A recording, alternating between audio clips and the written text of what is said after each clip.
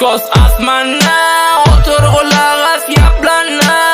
Biz yali taptık da bola, bizi bilen biller gitti sonra. Yalancı savulsun gitsin ha, Türkmeni papçana sinsin ha. Derdimiz değilsin derman bolup, düşman nerçeksin yolup yolup.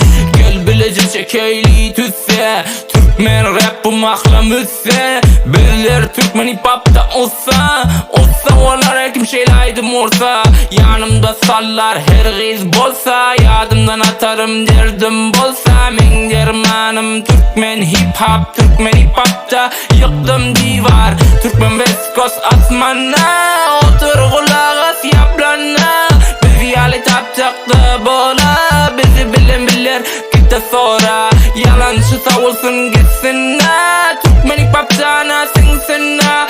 Derdimiz cinsin derman olup, düşman erçeksin yolup yolup. Hip hop yarvati her yerde, hip hop dermanlar her derde. Hip hop kulak as doğanım, hip hop'ta ölsem yine doğarım. Bana sen kim diyeni, boğarım kulak asma keplerini. Olarım bizim işimiz beter yokor, aydınlamız kulağa yokor. Türkmen West Coast asmanına, otur kulak as yaplanına. Biz yali taptık da bola, bizi bilen biller gitti sonra.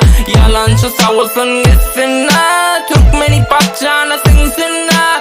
Derdimiz değilsin derman bolup, düşman nerçeksin yolup yolup. Türkmen West Coast asmanına, otur kulak as yaplanına. Biz yali taptık da bola, bizi bilen biller gitti sonra. Yalancı savulsun gitsin ha, Türkmeni papçana sinsin ha. Derdimiz değilsin derman bolup, düşman nerçeksin yolup yolup. Estedio KMT kuvvetli falan production. 2020